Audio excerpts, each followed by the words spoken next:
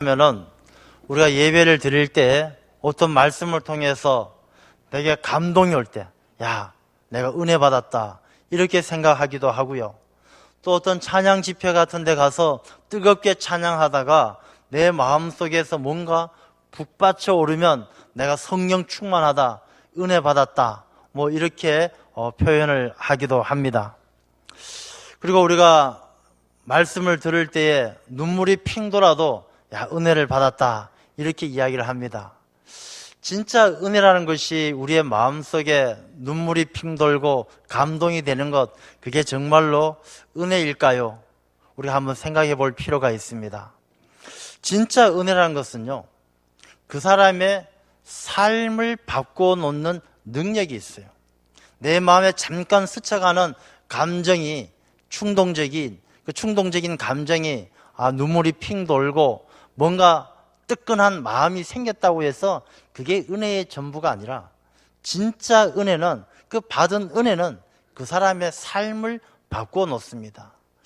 예수 그리스도의 십자가의 사건과 그 부활의 이야기를 오늘 본문의 말씀을 보니까, 사도들이 큰 권능으로 주 예수의 부활을 증언하니 무리가 큰 은혜를 받아. 이 무리가 큰 은혜를 받았다는 것은 예수 그리스도의 부활의 증언, 십자가의 사건과 예수님께서 부활하셨다라는 그 증언을 통해서 무리가 큰 은혜를 받았다는 거예요. 그러면 진짜 은혜 받은 사람은 어떤 모습으로 살아가는가, 오늘 본문의 말씀에 나오고 있습니다. 그런데 우리가 이 은혜를 받았다라고 착각하는 사람들이 많이 있어요. 신앙생활을 하면서 자기 자신이 은혜 받았다라고 착각은 하는데 정말로 은혜 받은 삶을 보여주지 못하는 그런 경우가 많이 있다는 것입니다. 어떤 경우가 그러느냐 하면은, 첫 번째, 사람들이 은혜를 자기의 머리로만 이해를 하는 것입니다. 야, 내가 몰랐던 것을 깨달았네, 내가 은혜 받았네, 야, 예수님이 나를 위해서 죽었구나, 그렇구나, 내가 알았다. 이걸 머릿속에 관념으로만 하나님의 은혜를 받아들이는 사람들이 있다는 것입니다. 자기가 은혜라는 게 뭔지를 알고, 내가 하나님의 자녀가 예수 그리스도께서 나를 위해 십자가를 지시고 내가 주님의 은혜로 내가 거듭났다, 머리로는 알고 있는데 이 삶으로 드러나지 않는 그런 잘못된 은혜를 가지고 살아가는 사람이 많이 있습니다. 그럼 자기가 알고 있는 것이 은혜인 것으로 생각을 하는 거예요. 은혜란 것은 내가 머리로 아는 것이 아니고 삶으로 보여주는, 삶으로 고백하는 것이 진짜 은혜다라는 것입니다. 그래서 우리가 내가 알고 있는, 머릿속에 가지고 있는 지식이 은혜가 아니다라는 사실을 우리가 기억을 해야 합니다. 또 어떤 분들은 자기 자신이 받는 은혜를 현실과 떨어뜨려 놓는 것, 다시 말해서 현실을 도피하는 게 은혜 받은 것으로 착각하는 분도 계셔요. 집에 가면 뭐 여러 가지 남편하고 다툼도 있고 자녀들도 속썩이고 경제적으로도 어렵고, 그러니까 자기 일상의 삶이 힘드니까 도피처로서 교회를 찾는 거예요. 교회 오면 마음이 평안하다, 기쁘다. 집안을 외면하고 자기 자신의 일상의 삶을 외면하고 교회에서 은혜를 빙자해서 자기 자신의 현실의 삶을 도피하는 것, 이것은 은혜가 아니라는 것입니다. 진짜 은혜는요, 예수 그리스도께서 죽음을 이기시고 부활하신 것처럼 진짜 은혜 받은 사람은 세상의 모든 삶의 문제들을 예수 그리스도의 능력으로 이겨나가는 사람이 은혜 받은 사람이지, 현실을 피해서 도망다니면서 현실을 도피하는 도피처로서 신앙을 찾는 것은, 그것은 진짜 은혜가 아니다라는 것입니다. 그리고 어떤 사람들은 이 은혜 받은 것도 굉장히 이기적인 사람들이 있어요. 내만 은혜 받으면 된다. 다른 사람들이 뭐라고 이야기하든지 나만 잘 믿으면 된다. 나만 열심히 기도하고 나만 열심히 은혜를 사모하면 된다. 그런 생각을 가지고 있는 분이 계신데 그것도 잘못된 은혜예요. 우리가 머릿속으로 지식적으로 받아들이는 은혜, 현실을 도피하는 도피처로서의 받는 은혜, 그리고 이기적인 자기 만족을 위해서 다른 사람을 다 외면하고 자기만 생각하는 그런 은혜, 그것은 올바른 은혜가 아니다라는 것입니다. 정말로 하나님께서 기뻐하시고 부활의 권능을 통해서, 부활의 증언을 통해서 은혜 받은 사람들은 어떤 모습이어야 하는가? 오늘 본문의 말씀을 보게 되면요, 먼저 32절을 보면 그 믿는 무리가 한 마음과 한 뜻이 되어, 은혜 받은 사람의 첫 번째 특징이 뭐냐 하면 한 마음과 한 뜻이 되는 거예요. 은혜를 받았다는 것은 이제는 내가 내 삶의 주인이 아니고 예수 그리스도가 내 삶의 주인이라는 것을 고백하는 거예요. 예수님의 마음을 가지고 하나님의 뜻을 이루어가는 것. 예수님께서 겟세마네 동산에서 나의 원대로 마옵시고 아버지의 뜻대로 하옵소서라고 기도할 때처럼 그 예수님의 마음을 가지고 예수님께서 가신 그 길을 따라 하나님의 뜻을 이루어가는 한 마음 한 뜻이 되는 것이 바로 은혜 받은 사람들의 특징이라는 것입니다. 우리가 교회 안에서 공동체 생활을 합니다. 우리가 한 마음이 되어서 한 뜻을 이루어서 믿음 생활을 하는데, 우리가 교회 안에서도 여전히 자기의 목소리를 버리지 못하고 자기 생각대로 자기 뜻대로 살아가는 사람들이 많이 있습니다. 다른 데 이유가 있지 않습니다. 내가 정말 주님의 십자가의 사건과 예수 그리스도의 부활의 증언을 통해서 내가 은혜를 받은 사람인가 돌아보셔야 되는 거예요. 은혜는요, 그런 특징이 있어요. 은혜는 다른 사람을 배려하고 갈라진 틈을 메꾸고 반목하고 시기하고 미워하는 사람들을 화평케 하는 특징이 은혜에 있다는 것입니다. 내가 은혜 받지 못하면요, 결코 한 마음 한 뜻이 될 수가 없습니다. 우리가 예수 그리스도의 몸된 교회가 아니겠습니까? 우리 교회가 이루어가야 할 뜻이 무엇입니까? 나의 뜻, 어떤 당회의 뜻 아니에요. 이 교회가 이루어가야 할 뜻은 교회의 머리가 되시는 예수 그리스도의 뜻을 이루어가는 것이 우리 몸된 교회의 사명입니다. 그러면 이 몸된 교회는 각 저마다 지체가 되어서 합력해서 선을 이루어 가야 되는데, 이 합력할 수 있는, 힘을 합할 수 있는 것은 무엇이냐? 받은 은혜를 가지고 하나가 될 수가 있는 거예요. 우리가 은혜를 받아야만 하나가 되고 은혜를 받아야만 연합이 되어질 줄로 믿습니다. 그래서 우리가 내가 교회 생활 가운데, 내가 믿음 생활 가운데 자꾸만 다른 사람들하고 하나 되지 못하고 저 사람이 너무 못마땅해요, 시기가 나고 저 사람이 미워지고, 그러한 마음이 들 때마다 내 자신을 깊이 돌아보면서 내가 더욱더 은혜를 사모하고 하나님께서 부어주시는 은혜가 충만할 때 우리가 한 마음 한 뜻으로 주님의 뜻을 이루어가게 될 줄로 믿습니다. 그래서 연합되어지는 것이 은혜 받은 자들의 첫 번째 특징이다라는 것입니다. 우리 사회도 마찬가지예요. 우리 사회가 얼마나 어렵습니까? 여러분, 대한민국 사회가요, 참 살기 좋은 나라예요. 먹는 것, 입는 것, 인터넷, 스마트폰, 이런 모든 환경이 참 좋은, 살기 좋은 나라예요. 그런 나라임에도 불구하고 우리나라 사람들의 마음은 그렇지가 않아요. 얼마나 갈등이 심한지 몰라요. 지역 간의 갈등, 세대 간의 갈등, 빈부 간의 갈등, 이런 갈등들이 너무나 깊이 뿌리 박혀 있다는 것입니다. 또 조금만 들어가 보면요, 조금 친해지면 너 고향이 어디야? 지연에 의해서 갈라져요. 너 학교 어디 나왔어? 야, 너 우리 학교 후배네, 선배네, 학연으로 갈등이 생기는 거예요. 이 작은 갈등들이요, 그 조그만 갈등이 아무것도 아닌 것처럼 여겨지지만, 이 갈등으로 인해서 사회가 소요되는 비용이 너무 큰 거예요. 학연 지연을 따지다 보니까 적재적소에 있어야 될 사람을 쓰지 아니하고 엉뚱한 사람을 쓰고, 그로 인해서 생기는 그 피해가 발생을 하게 되고, 지난번에 어떤 연구 통계를 보니까 우리나라가 1년에 이 사회 갈등적 요소에 의해서 발생하는 그런 소요 비용이 300조 원이랍니다. 300조 원. 1년에 300조가 우리가 가지고 있는 갈등 때문에 낭비되는 그런 경제적 손실이 생긴다는 것입니다. 그러니 우리가 얼마나 하나 되고 연합한다는 게 얼마나 소중한 일입니까?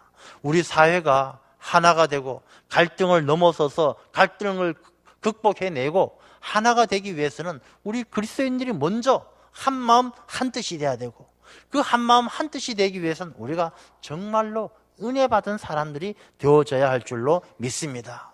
여러분, 진짜 은혜를 받아보십시오. 내가 은혜 받으면요, 시기하고 미워하고 갈등하는 그런 마음들이 다 눈 녹듯이 사라지는 것이고, 은혜 받은 사람들은, 예수 그리스도의 보혈로 거듭난 사람들은 아낌없이 나누어 주고 배려해 주고, 오늘 본문의 말씀에도 보면 은혜 받은 사람들 한마음 한뜻이 되고, 두 번째 특징이 뭐냐 하면 모든 물건을 서로 통용한다. 통용한다는 것은 필요한 사람에게 필요한 물건이 쓰여지도록 해주는 것이 바로 통용이에요. 이 통용한다는 것은 자기 자신의 것을 욕심내지 아니할 때 가능한 일이다라는 것입니다. 우리가 은혜라는 것이 그렇습니다. 여러분들 맛있는 음식을요, 그릇에 담았습니다. 야, 이 음식을 내가 두고 먹어야지. 찬장 위에 올려놓았습니다. 한 3일쯤 지나서 가보면 어떻게 됩니까? 그 맛있는 음식이 썩어서 곰팡이가 나고 악취가 나는 거예요. 그 맛있던 냄새가 악취가 되고, 그 맛있게 보이던 음식이 곰팡이가 나서 완전히 쓰레기로 바뀌어 버리는 것입니다. 여러분, 은혜 받은 사람들도 마찬가지예요. 우리가 은혜가, 하나님께서 주신 은혜가 나만의 은혜로 생각하고 꽉 붙들고 있으면 이 은혜는 그 사람의 욕심으로 인해서 변질되어 버리는 거예요. 그것은 은혜가 되지 않고 그 사람의 사악한 욕심 덩어리에 지나지 않는다는 것입니다. 여러분, 건강한 사람이 밥만 많이 먹으면 건강합니까? 밥만 많이 먹고 열심히 먹기만 하면요, 비만이 되어가지고 병자가 되는 거예요. 환자가 되는 거예요. 영적으로도 마찬가지예요. 우리가 은혜를 많이 받으면 많이 받을수록 우리가 열심히 일하고 열심히 운동해야 건강해지는 것처럼 이 은혜를 이 땅 가운데 강물처럼 흐르게 해야 되는 거예요. 은혜의 물꼬를 터야 되는 것입니다. 내 안에 은혜가 갇혀 있으면은 그 은혜가 아니라 내 욕심에 변질되어 버리는 거예요. 그래서 우리가 내가 받은 은혜를 강물처럼 세상 가운데 흐르게 해야 되는데, 그 흐르는 통로가 뭐냐? 오늘 주신 말씀 보면 서로 통용해야 된다. 우리가 나눔을 통해서 은혜가 흘러가는 거예요. 욕심으로 자기 자신을 가두면 은혜가 흐르지 않아요. 내가 가진 것, 내가 가진 건강, 내가 가진 물질, 내가 가진 재능, 이런 것들을 통해서 필요한 사람에게 나누어 주는 거예요. 내가 건강하면요, 좀 건강하지 못한 사람을 위해서 내 건강한 몸으로 헌신하고 봉사할 줄 알아야 되는 거예요. 내가 물질이 좀 많으면 가진 것이 없어서 고통받는 자들에게 나눌 줄 알아야 되는 거예요. 그 나눔을 통해서 은혜가 강물처럼 흘러가는 것입니다. 우리가 진짜 은혜 받은 사람은 자기의 것을 욕심내지 않는 거예요. 우리가 32절 그 뒤에도 보게 되면요, 자기 재물을 조금이라도 자기 것으로 하는 이가 하나도 없더라. 자기 것, 이건 내 거다. 자기 것을 욕심내지 않는 거예요. 왜? 은혜 받은 사람은 나 자신도, 내가 사나 죽으나 누구의 것? 주님의 것. 나 자신도 주님의 것인데 내가 소유하고 있는 건강, 물질, 모든 것도 주님의 것이기 때문에 은혜 받은 사람은 내 거라고 생각하지 않는 거예요. 하나님의 것이기 때문에 하나님의 영광을 위해서는 어디든지 은혜의 강물이 흘러갈 수 있도록, 물꼬를 터가는 일에 아낌없이 쓰임받을 수 있도록 내어주는 거예요. 우리가 그런 은혜 받은 사람이 되어져야 우리가 하나님 나라의 귀한 도구가 되어질 줄로 믿습니다. 그런 마음을 가져야 돼요. 여러분이 통용한다는 것, 분배한다는 것은요, 굉장히 중요한 문제예요. 오늘날 우리 이 지구상의 인구가 60억의 인구가 살고 있습니다. 60억의 인구 중에요, 많은 사람들이 굶어 죽어가요. 지금도 5%, 10%, 10분의 1 정도가 굶어서 죽어가고 있는 거예요.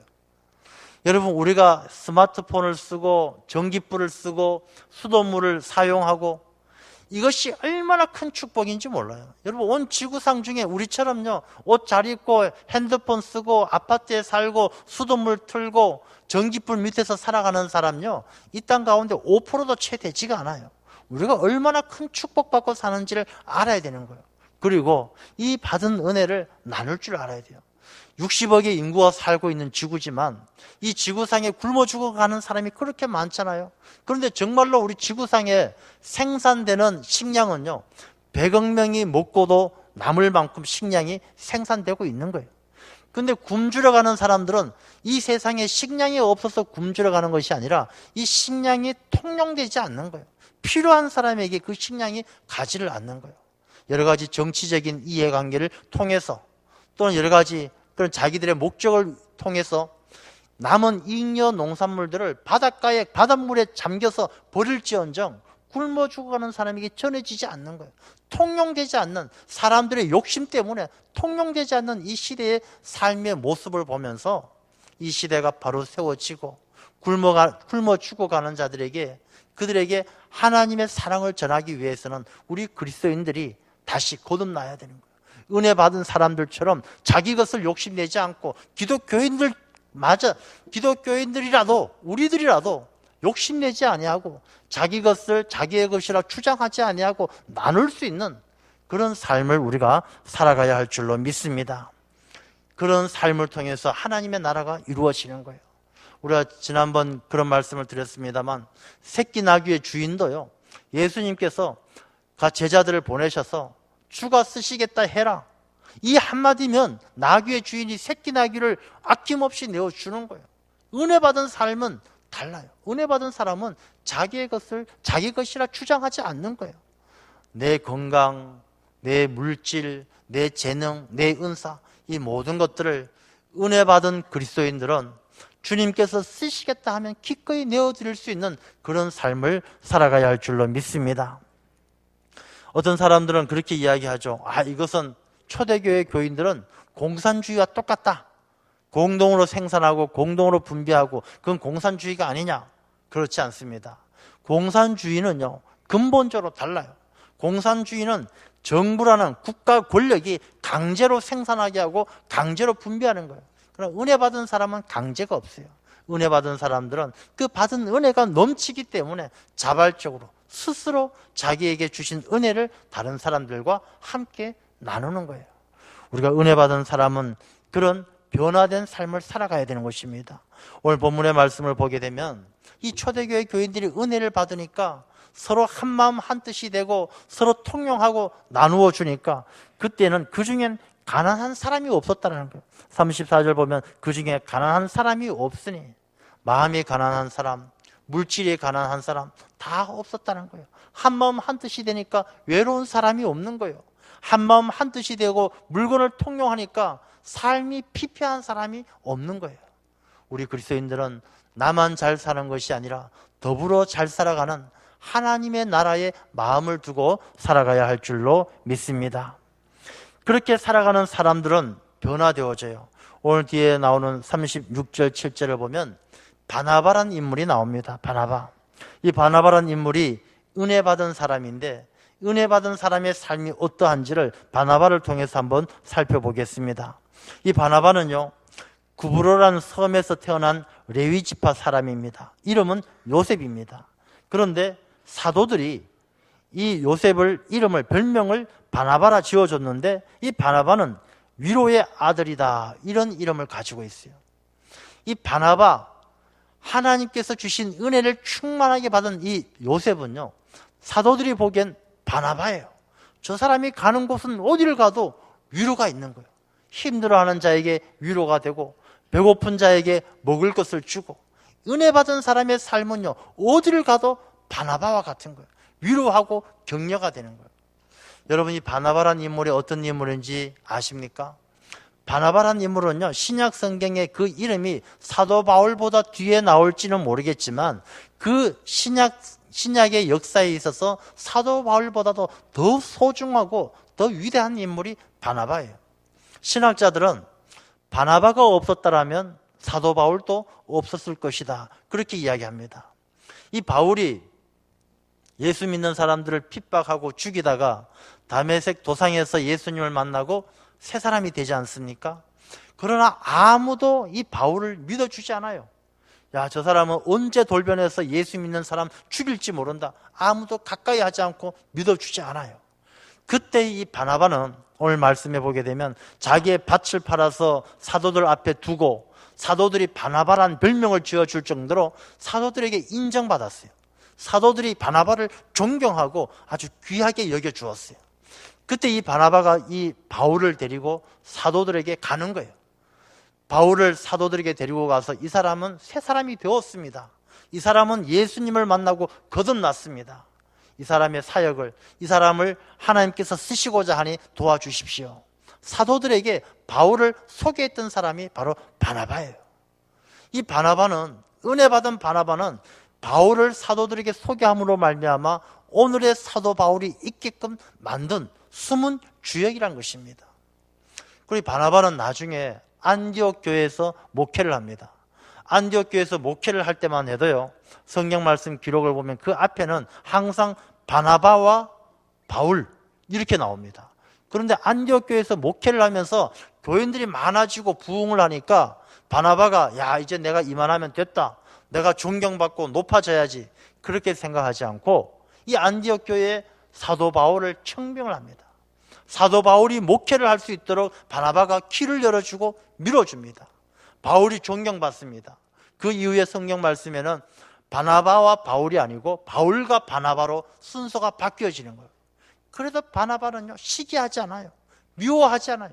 바울이 사역할 수 있도록 온 힘을 다해서 도와주고, 전도 여행 갈 때 함께 따라가주고 도와주고 섬기면서 바울의 사역을 도와주는 거예요.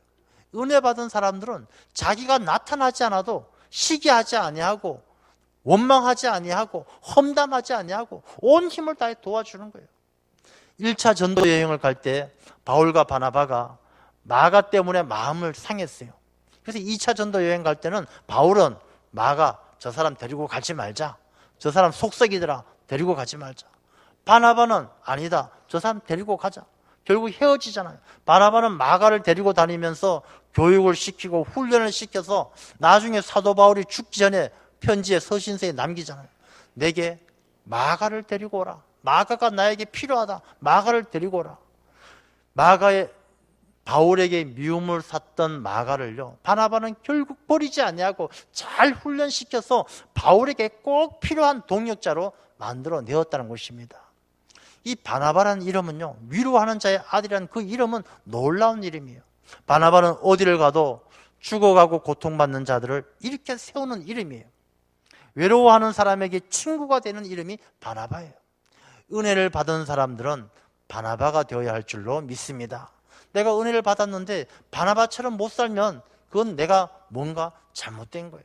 은혜 받은 사람은 바나바처럼 자기의 모든 것을 하나님 앞에 내어놓고 하나님께 쓰임받게 하고, 나보다 더 귀하게 쓰임받는 사람이 있다라면 기꺼이 자기 자리를 양보하고 내어드리고, 시기하지 않고 험담하지 않고 높여드리고, 또 버림받은 사람이 있다라면 찾아가서 위로하고 훈련시켜서 훌륭한 주의 일꾼으로 만들어내는 것.